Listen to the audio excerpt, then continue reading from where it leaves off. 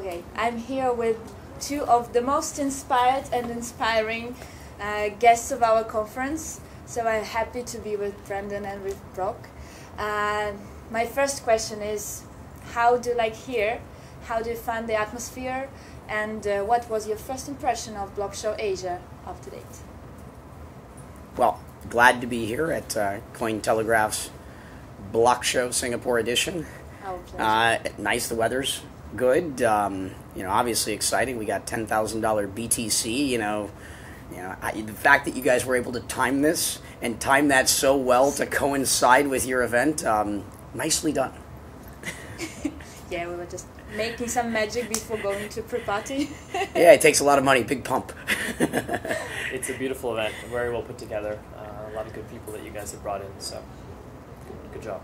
Yeah, thank you for having us. Yes. Thank you so much. So what does inspire you every day to keep developing this innovative vision of the future, thanks to blockchain? Well, the way I see the blockchain in a very simple way, I always say that if the internet had been secure, it would have been 10 times bigger. And that's what I believe the blockchain is. So I think that the blockchain represents a rebuild of something that we've been really trying to accomplish over the last 20 years.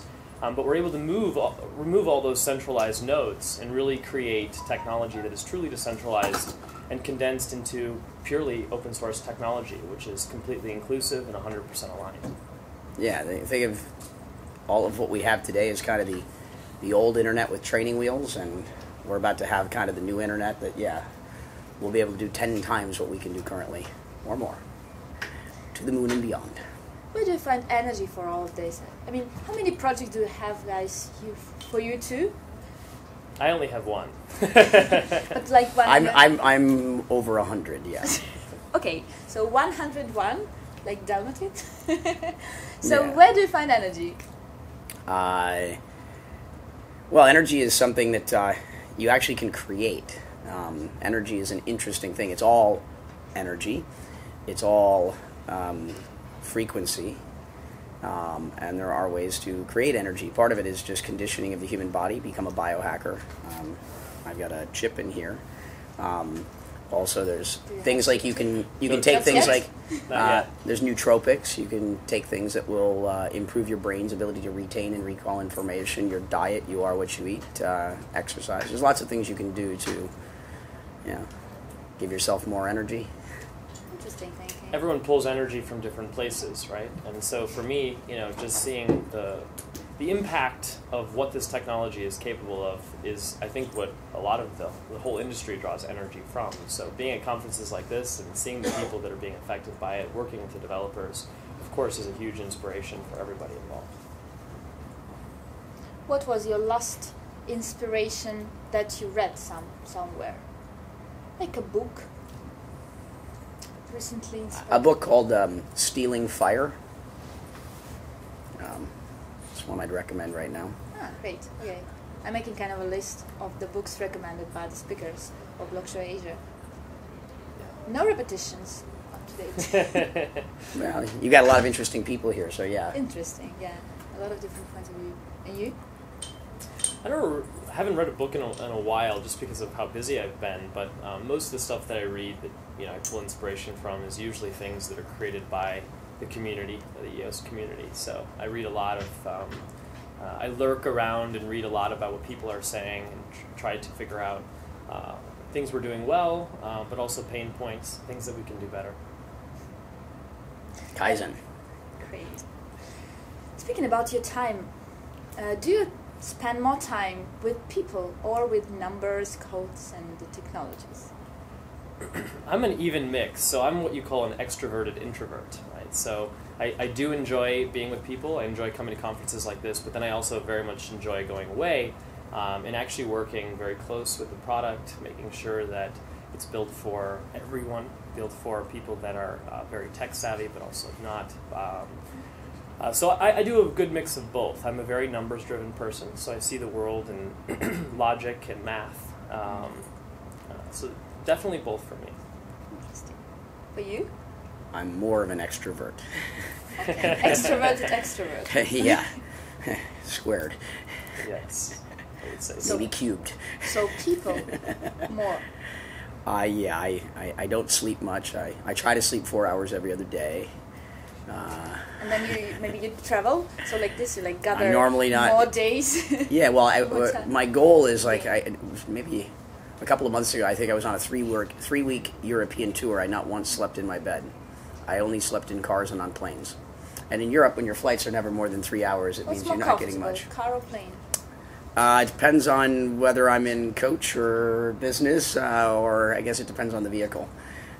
For someone that's known him for 13 years, it's exactly as he says. Oh, actually, it was my question, actually. For how much time do you know each other? When did you meet for the first time? Do you remember the... We met back in, we were both involved in virtual currencies. He had built the market leader called IGE. Maybe you want to tell them a little bit about that and Goldman Sachs' involvement, and I think that's really relevant to the space we're in today. Kind of gives a kernel of how this kind of all evolved. Yeah, so 1999. I grew up in the entertainment business, and in 1997 I was watching the internet sort of emerge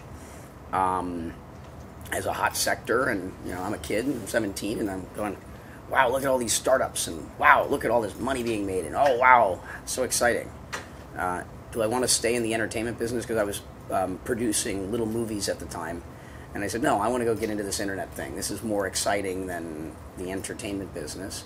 And so I started my first company to do what YouTube or Hulu does today. So I raised $88 million when I was 17, 18.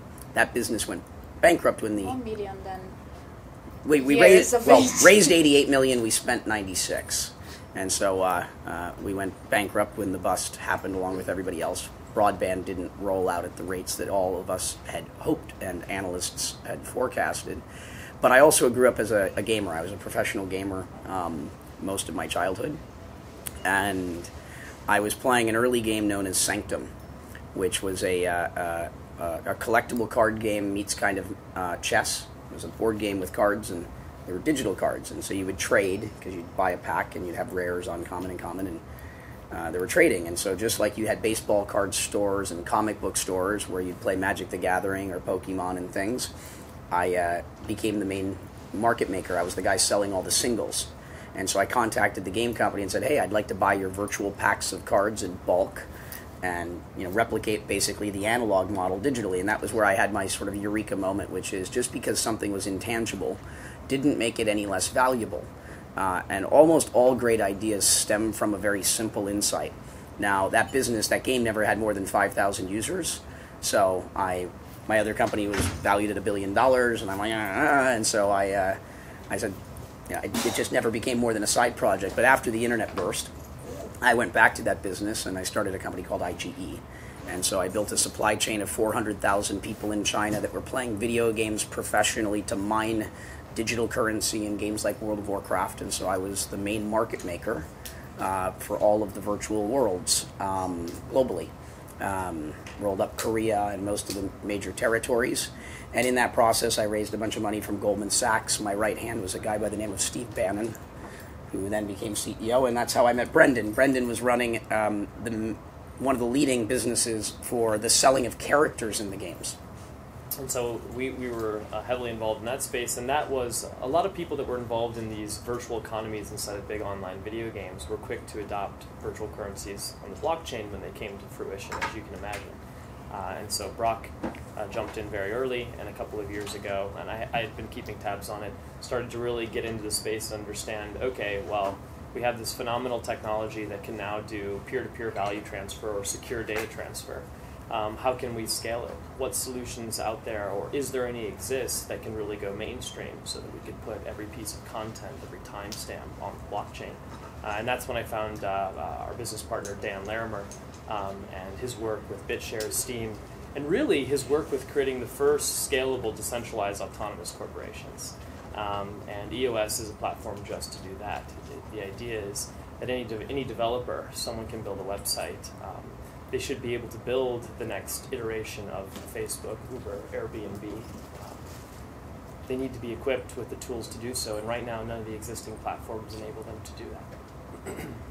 So when you see each other, do you speak more about the projects that are accomplished or about your vision about the future and your ideas being developed. Hopefully we're not spending too much time dwelling on the past. Yes. We can learn from the past, but the past is history. There's no changing that. The future is a mystery, and that's where the fun stuff lies. We spend most of our time focusing on how we build as much value as we can for the EOS ecosystem. How often do you see each other all around the world? That depends on how much we crisscross. Yeah, we're both constantly we're both in like cities 1 or 2 days at a time all over the world, yes. And so last time I saw you was London? Yeah, three, 4 weeks ago. We talk every day. Really? Okay. Is there something that you would like to ask Brock maybe, but didn't have an occasion to do this, and now you can do it through Cointelegraph? The same question to you about Brandon too. Who will be the first? Why are you so excited about EOS? Well, I mean, I have to thank Brendan first of all for my involvement in this project. So Brendan and I have worked together for now 13 years, and Brendan is the one that brought me into this project. So I brought Brendan into blockchain, but Brendan went and did an amazing job of 3 to 6 months of just assessing the entire sector and forming his own views, not just parroting mine, and is the one that actually figured out that this was kind of that next big project. And I'm involved in so many projects because I've been trying to build an asymmetry of information. And with that asymmetry of information, when you can see more than everybody else, you hopefully will have, you start to see the future. And as you can see the future, you can start to predict the future. And I was waiting for that project that was going to be the biggest thing to have happened yet. And I wasn't the person to find it. Even with all of my asymmetry of information, it was Brendan, and Brendan brought me into this project, even though I've obviously been involved a long time. So I guess my question for Brendan would be, we've got our testnet launching December 4th. We haven't had a chance to really discuss this yet, and so why not do it with an audience? How are we looking? I'm looking at it all day, every day, getting ready for that. Obviously, most of my work right now is preparing for that December 4th release. Really prepping. There's already a lot of projects that are running on their own nodes, the actual technology itself, and so making sure that the transition to running on a public testnet is seamless is really important. But basically getting everything ready from a PR perspective, everything from a support to documentation perspective has been my main focus, but I think that we're in pretty good shape, and I'm really excited to get it out there. Great, yeah, because then people can start to build. Yes. I mean, so we're launching June 1st of next year, and it's my expectation that when we launch, will be more than 1,000 dApps that launch along with us on that first day. Meaning, I want to make sure we have no expectations. I'm telling you my personal expectations. The goals that I'm setting for myself is that we'll inspire enough developers to do that. Clearly, we do not have 1,000 dApps in development, but when December 4th happens is when you can begin building on it. We do have hundreds of people and projects, both big and small, everything from small startups to even publicly traded companies that have reached out to learn about our technology. Everyone's exploring a lot of different options right now. They haven't been able to build anything scalable or anything meaningful enough on the existing technologies today.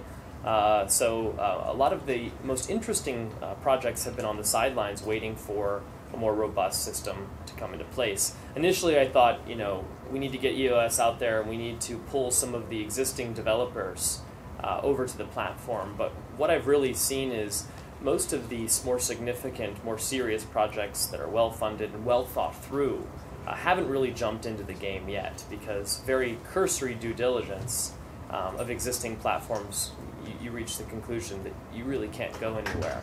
And so most of the excitement is coming from the people that have been on the sidelines waiting for something very interesting. And that's hard to quantify. It's hard to know how many people are on the sidelines. We can take a look and say how many projects are building today. We can take a look and say how many projects have launched today, which is one of the biggest problems with this space, in my opinion, because very few people actually have the technological capabilities on the back of their fundraising, on the back of their ideas, to actually deliver a workable product. And what we're seeing is that the people entering the space from the sidelines is drastically outweighing the number of people that are already in. And that goes to show you a couple things. One, that there's just explosive growth and demand for blockchain-based solutions. But two, there's been a lot of people that have been wanting to build, but they just haven't had the technology to do so. So what is the key for success? I think there's a number of keys. Building an ecosystem is about pulling a number of people together, a number of different components. On one side you have the awareness of the technology, but then you need to get everybody in and actually start building an ecosystem. When you're building a network, part of the value proposition is the other people that exist. So it's about really building a community, and it becomes very social. I think there's a number of factors, but at the end of the day, it's about executing at top-notch levels when it comes to really delivering all the things that need to be accomplished. Yeah, our partner Dan coined the term DAC, or Decentralized Autonomous Corporation. I prefer to call it a Decentralized Autonomous Community. Yeah. And that's what it's all about. It's getting all of you, involved. Yeah. So the Get involved. key on your hat yesterday at the pre-party, which key was it? Oh, that key! To the community. That key opens up a very special door. Really?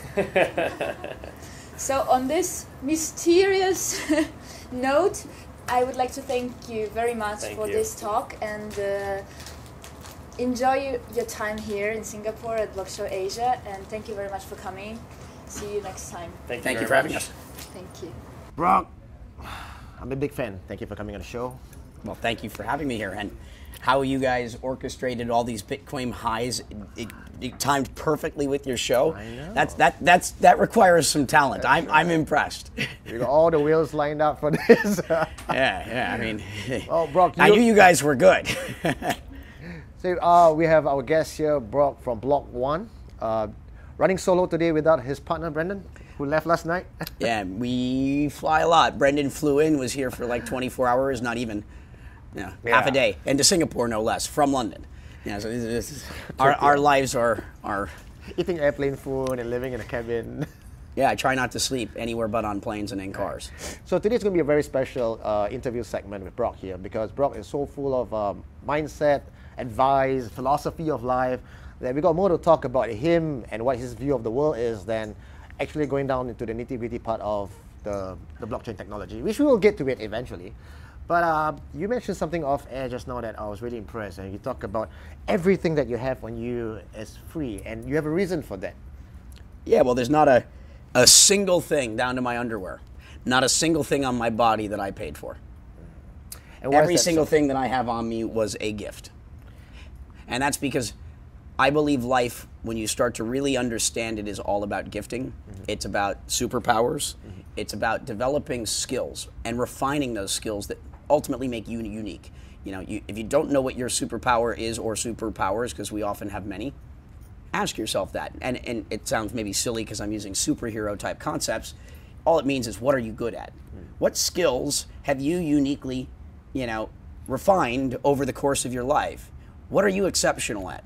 It's not about what you're doing, it's about what you're good at. And because what you do in life is going to change all the time. What you get good at in life, the things that you're passionate about, doesn't change. And so I go through life saying, what are my superpowers? And paying it forward. I gift that to everyone I can. I help everyone I possibly can with no expectation of anything in return. And when you gift amazing things to amazing people, somehow amazing things come back to you. I like the fashion sense. Like, you were here yesterday with a hat, and today I noticed an ankh there because I'm a big fan of the eternal life and the Egyptian symbol for the ankh as well. You walk in this hall at BlockShow and you are immediately recognizable.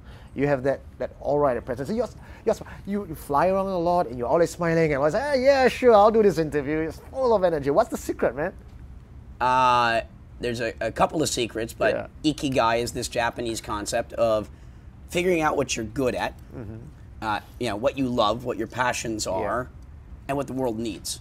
And when you find the intersection of those three things, what you love, what you're good at, and what the world needs, and if you find that middle portion there, known as Ikigai, this Japanese concept, that is discovering your life's purpose. And when you discover your life's purpose, and you start to walk that path, what you'll find is you can start to be in flow. And it's about being in the now. It's about being in the present. You know, the past is history. The future is mystery. We make it from the present. So the only time there is now. So it's the only time there is now. And in the now, you don't actually need very much. Do you need money right now? No. Do you need money this second? No, not at all. No, it shouldn't be a concern of yours right now. It's the experience that drives that every second that you are moving with the flow of time. Yes, and I believe a billionaire isn't someone with $1 billion. A unicorn isn't a $1 billion company. A billionaire and a unicorn are individuals or communities that have positively impacted 1 billion lives. And so I get up every morning, and the first thing I tell myself is that today is going to be the greatest day of my life, because another Japanese term, kaizen, is continually improving. So I wake up today and say, I'm going to make it better than yesterday. So if you were not doing Block.one, you would be a motivational speaker. Yeah, I mean, it's a little bit of what I do here. People show up to often hear me talk thinking, you know, I'm going to give them the secrets to making more money, which I am. It's just not what they think the secret answer is. They think there's some silver bullet that'll, you know, unlock money. I mean, money is this strange thing. It's so sad how money is used by most people today.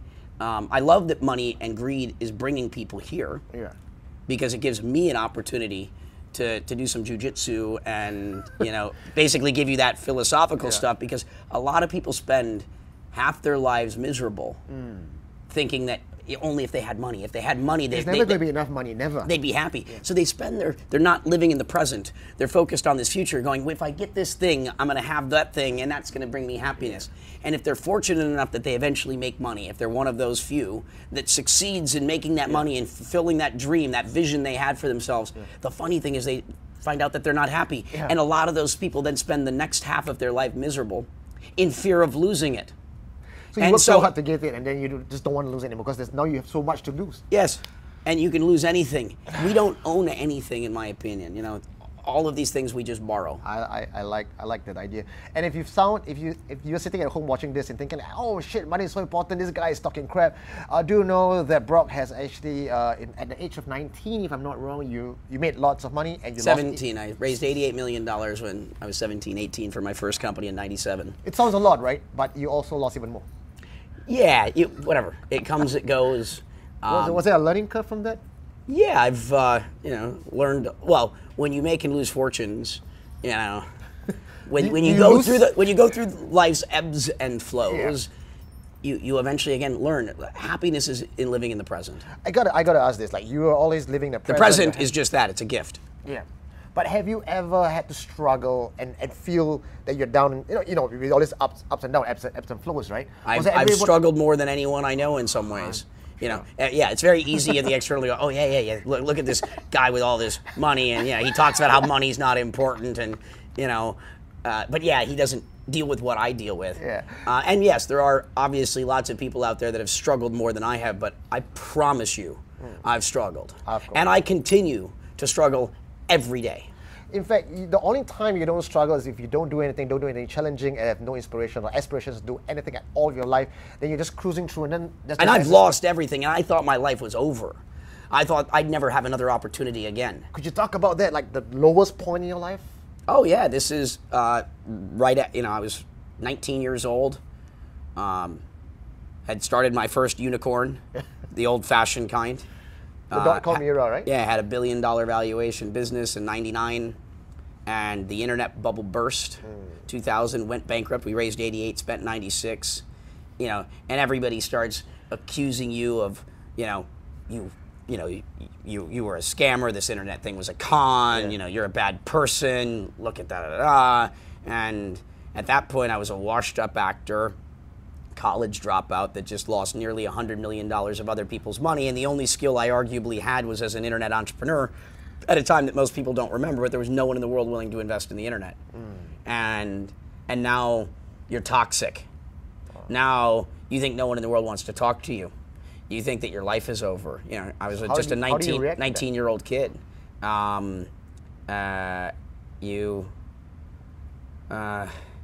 You eventually figure out that it's all, you know, it all comes from within you, and it's in those darkest hours that you often discover yourself. And life is about that continual discovery. Was that when you got spiritual with all the mindset and alpha mindset awareness? Well, I mean that was a big leap. So I think of life like a video game, and yeah, I skipped a bunch of levels there. That was one of those, kind of like in Mario, I got to that magic flute that allowed me to go, skip a few levels. Yeah, and in life, you'll find those moments in where they're transformational events. But no, life doesn't stop there, You keep leveling up. Actually, this is what I wanted to get to. A nice segue into your gaming lifestyle and your history, because we know that you were the market maker for, was it World of Warcraft? Almost all the games. I was the main market maker for the digital economies in video games the world over. So if you have ever bought gold online, characters online, weapons, and anything that is online gaming and MMO, you probably got it from Brock and his team. Or some connection to what we did, yes. Yeah. So in 2000, I was a gamer my whole life. So how does gaming prepare you for what you are facing today in the block? Well, I was a pro gamer, a gamer my whole young life and part of my adult life. Gaming or hacking is what life's all about. Hacking systems, gaming things, figuring out how to make progress. Yeah. You can go through life living in a loop, repeating the same mistake, over and over again, or you can figure out how to go the combination of things to get forward, and progress down whatever game, because these are not linear games. Sure. You are the game master of your own life. You get to live your life and design your life any way you want. Most people don't realize that there is no ceiling. It's all blue sky above you. The only limitation in life there is are ones created by you. I know that's hard for people to understand. They're like, no, I'm stuck in this thing because of my life circumstances or what this person did to me or this mistake that I made. You can reinvent yourself at any time you want. You have the power, so dream as big as you possibly can. And so I think of all of it as like a game. And so yeah, we built when I was 20. So after that moment, what I did is I ended up playing games because I thought my life was over. I thought no one, I could go get a crappy job. No one would ever fund me again. No one would hire me. No one's even going to like me. I mean, these silly, ridiculous, thoughts and limiting self-belief that comes in. And it's all vibration. It's all frequency. The free can see. It's frequency. It's energy. And the energy that you put out into the world is what you get back. If you put positive intentions into the world, most likely positive events are going to happen. There is a direct correlation between your attitude. If you show up thinking you're going to fail, you're going to fail. If you show up thinking you're going to win, it doesn't mean that you're going to win. But that's half the job right there. It's showing up and setting the intention for the set of events that are going to happen. And there's no guarantees, but that is half the game. These are the hacks in life that help you get ahead. And so I said, I got lost in games. And then I became, one of the best gamers in that world that I was in, which was EverQuest at the time, one of the earliest MMOs. And then, kind of conquer the virtual worlds and then continue conquering the virtual worlds. I started that business with no help from anyone. At the time, I just did it with everything I had left, and that wasn't much. And yeah, I built a supply chain of 400,000 people in China that were playing video games professionally to mine digital currency. This is over 2001, 2, 3, 4, 5. I've done tens of billions of dollars of business in that space. I was PayPal's largest merchant for 3 years, basically drove all of the early adoption of Alipay. All of my life experiences is what led to being able to do this. And it's gamers, we obviously have to thank the cryptographers and the wonderful technologists that have done the work and paved the way for everything that's happening in Bitcoin and blockchain. But most of the adoption and a lot of the great things that are being built today are actually from the gamers. It's the people that understood digital currency in games, the people that bought and sold these things, either as players or businessmen, or women, as people. It's those ones were the ones that understood this the earliest, and that's a lot of us. That's why South Korea is now the largest market in the world. It's the reason why China is such an important market in the world, and it's because these are gamer mentality countries. These are people that get games. That's the first wave of market adoption that we're seeing now. The next wave of market adoption is going to happen in the developing world because you got 3 billion people that don't have any financial services. You have another 2+ billion people that have limited access to financial services. And one of the things that this technology is doing is it's democratizing the global financial system in a way that's going to give everybody equal access. And it's the least fortunate billion that are going to benefit the most. When we talk about billionaires, it's about changing, a billion lives. And out of necessity, that's what's going to happen. The most advanced payment market in the world is Kenya, with 80% of all transactions being done on mobile phones, not using government-issued currency, not using the Kenyan shilling. It's using a thing called M-Pesa, prepaid cell phone minutes. And it's because it's where the need is greatest, adoption, can happen at these sort of exponential rates. And technology is allowing, things to go from 0 to 1 billion users rapidly. And it's in the developing world, and since we're in Southeast Asia right now, it's this type of region of the world that actually has a lot of gamers, where the biggest adoption, the first maybe 100 million users of crypto are likely to come from, which is why I'm so happy to be here today. Ladies and gentlemen, Brock Pierce from Block.one, sharing with you his insights. More than you bargained for. This has been a very insightful conversation, brother. Thank you again for having me. Thank you. Well, this is Eugene Tay from Crypto Central, signing out. Hi, this is Brock Pierce. We're in Singapore at the Cointelegraph BlockShow. My name is Brock Pierce, and I got into cryptocurrency, Bitcoin, blockchain, all of this jazz back in 1999, having been a gamer. The earliest sort of persistent games is what brought me here, and it started with a game called Sanctum, made by a company called Digital Addiction, and it was a kind of Magic the Gathering meets chess. And they had virtual packets of cards, so think Magic the Gathering or Pokemon, and people wanted to buy or sell or trade these digital packets of cards. And so I contacted the game company and said, hey, I'd like to do what comic book stores and baseball card shops are doing, and that is I'd like to buy your packs of cards in bulk, and I'd like to run a single store. So I want to replicate, kind of what's in the analog world, and I want to do it digitally. And they're like, that makes sense. And that was how I got into this originally. That eventually led to Ultima Online, EverQuest, Dark Ages of Camelot, Asheron's Call, et cetera, World of Warcraft. Fast forward until now, with Bitcoin and 1,000 other cryptocurrencies. Cool. Okay, so I just have one question just about the conference itself. So being here, have you discovered anything new and exciting that you hope to sort of implement in future business ventures? Yeah, I've been meeting wonderful people here at BlockShow. Great entrepreneurs from Asia, from all over the world are here and working on many exciting projects.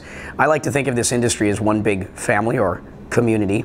My partner Dan Larimer came up with this concept known as a DAC, or a Decentralized Autonomous Corporation. I like to call it a Decentralized Autonomous Community, because that's what this is all about.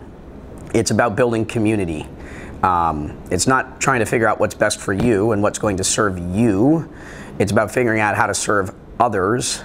And in doing so, you're going to end up building a big community, and that's what will make your project successful. And so there's lots of fantastic entrepreneurs here working on wonderful things and growing this big community of tribes and family. Great.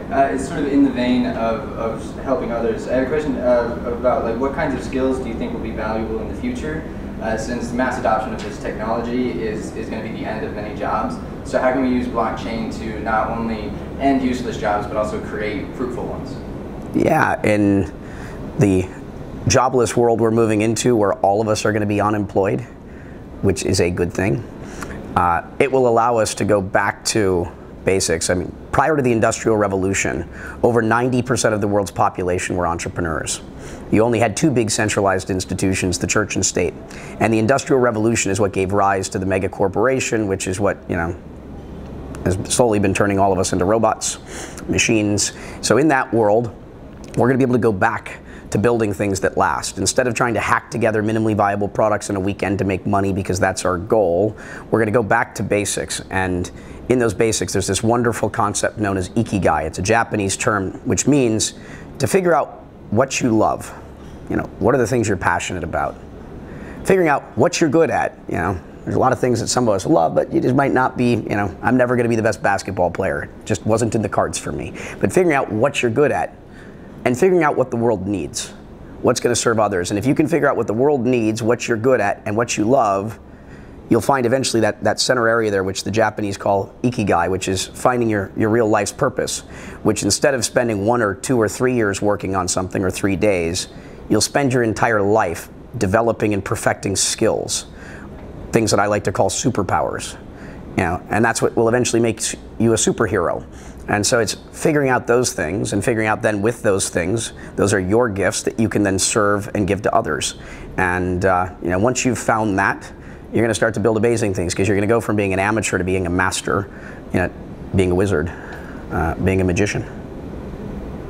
Okay. And I have a question.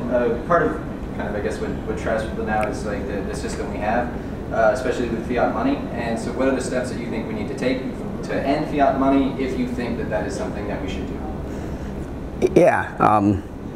Money. What is money? Money is that thing that very sadly most people spend their life in pursuit of. And you know, the funny thing about the whole blockchain space is most people come into this in pursuit of money because they see great economic opportunity, and yes, there is, and lots of money is being made, but that's not really what this is all about. We're reinventing the idea. And so money is this very sad thing that a lot of people think that if they have it, it's going to bring them happiness. And so a lot of people spend half their lives in pursuit of money, thinking it's going to bring them happiness because of advertisements that have been convincing them that if they have this thing, you know, it'll get them that thing that they want, and you know, happiness will be there. And for those fortunate few, those lucky ones that actually, you know, get that money, that goal that they're pursuing, they actually accomplish it. What's really sad is a lot of those people then spend the rest of their lives miserable in fear of losing it. You know, money is a tool. Money isn't a bad thing. You know, guns don't kill people, people kill people. Money isn't bad, it's what we do for it that is. You know, life is about being in the now, it's about being present, because that's the only time there is. And in the now, you don't need very much. You know, so money is that thing that still has, it's an important tool. It's, you know, something that, you know, we all need some of it, not a lot of it, but you need enough of it, you know, to live your life. And you know, fiat money is still very important, you know, because we still need to be able to transact in these local places, and we don't want prices and things going up and down. I mean, blockchain currencies yet are not replacing sort of transactional money yet. You know, Bitcoin is a store of value. It's really more like gold 2.0. And if you understand the origins of money, precious metals were the primary form of money for the last 5,000 years, gold, silver, copper. And they were the primary form of money for very specific reasons. It had attributes that made them very useful for 5,000 years, and that is that it needed to be, you know, sufficiently scarce so that you didn't need truckloads of it to buy a loaf of bread. You know, it had to be transportable. It needed to be malleable. You had to be able to take it apart, put it back together again. Fungible, like diamonds, you know, weren't a good form of money because they weren't all the same. Non-spoilable. You wouldn't want money that if it was put in a safe a year later would, you know, have gone bad. And so gold and silver and copper, you know, perform these things very well. If you look at Bitcoin, it actually has all of those attributes. It's just better at all of them. And the only difference between something like gold and Bitcoin, or potentially other cryptos in the future, is that it's intangible. And I'd say that tangibility is not a positive trait. It's an actual flaw or a fault in comparison. I'd rather have an intangible thing because I can send it anywhere instantaneously.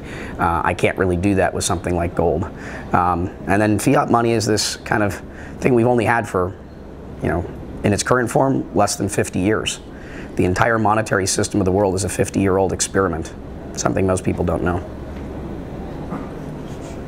Okay, yeah, and our last question, this is sort of just as a way to maybe inspire or as a gift to our subscribers, the idea of what is like an ICO or a business that you wish was out there. Maybe we don't have the technology yet, or maybe people haven't thought of it, of how to do it, but what do you want to see, and maybe one of our subscribers can go out and make it for you? Well, I want to see us decentralize all the things, decentralize everything. We're in the beginning sort of phase of all of this. Think of the internet. If I were going to describe, so one of my superpowers, you know, we all have them, and if you don't know what your superpower is, I encourage you to spend some time actually dwelling on that. We all have them, and we can have many of them, but one of my superpowers is that I'm fairly good at taking complex ideas and distilling them down into simple concepts that I could describe to a child. to anyone. I can find your vibration and learn how to communicate with you in a way that you'll understand. And I'm a reasonably good storyteller. And so the internet, if I wanted to describe it in 3 words, is a data transport protocol. The problem is it's an insecure data transport protocol. What the blockchain is doing is it's upgrading the internet into a secure data transport protocol, meaning a new internet. The new internet, the upgraded internet. And the former internet, the one we use today because it's insecure, has really only been able to do things around the movement of information. All of the really amazing things that can be done with the internet haven't been possible yet because it hasn't been secure. And it wasn't, that the people that were building the earliest of protocols that make up the internet weren't smart. It's that we didn't have the processing power. We didn't have the ability to secure the internet. And now we built the entire thing wrong.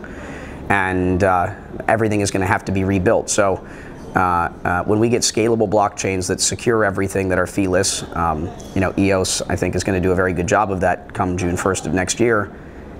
The internet's going to start to fulfill its full potential. Right now, it's only a small part of what it's able to do, and soon we're going to be able to do all the things, which means there's an infinite number of opportunities. And just ask yourself, not what can you build, but what should you build? Don't build things because you can. Build things because you should, with a purpose, with intention, with meaning, hopefully to serve others. And if you do what you love, and you do what you're good at, and you're doing it to serve others, I promise you money and all the things you want will follow. Thank you.